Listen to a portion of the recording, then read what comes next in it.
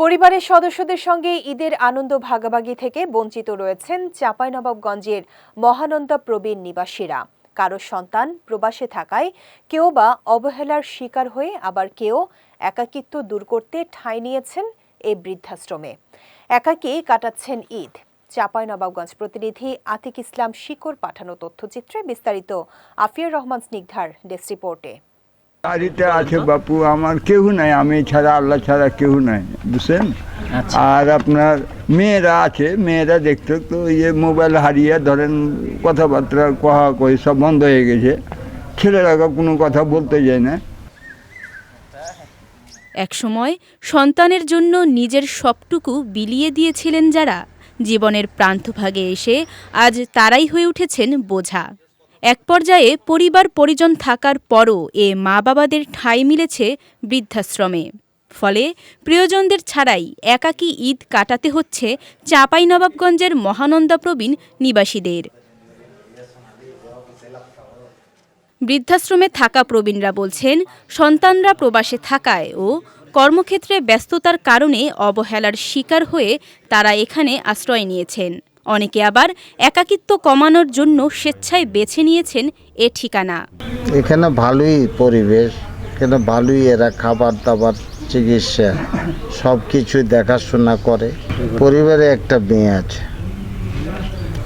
ওই আমার পরিবারে থাকার মতো পরিবেশ আমার নাই, সেই সুবাদে আমি এখানে আসতে বাধ্য হয়েছি। 2 মাস হলো আসা। দুটো ছেলে একটা মেয়ে। মেয়ের বিয়ে হয়েছে বাগমারায়, রাজশাহী বাগমারা থানা। আর ছেলে দুটো মাসে আছে 17 আমি অসুবিধা মনে করে আমি আশ্রমে এসেছি। আল্লাহ যে হালে রেখেছে খুব ভালো। মহানন্দা প্রবীণ নিবাস কর্তৃপক্ষ জানায়, জাকাতের পাশাপাশি অনুদানের মাধ্যমে চলে এ বৃদ্ধাশ্রমের প্রবীণদের বসবাস, খাবার ও চিকিৎসা সেবা। জাকাতের সময় আমরা এটা খুব পাবলিশ করি, এখান থেকে আমাদের একটা মোটা অঙ্ক আছে, এটা উত্তরোত্তর এটা আমরা করি।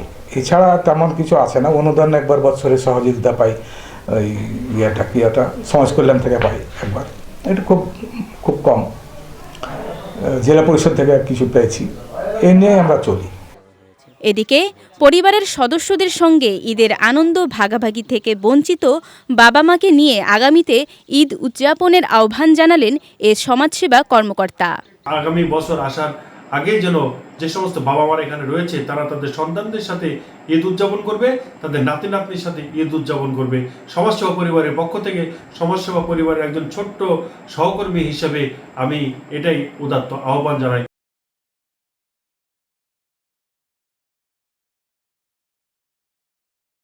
সময়ের পরিবর্তনের সঙ্গে সঙ্গে বদলে গেছে পারিবারিক বন্ধনের গভীরতা।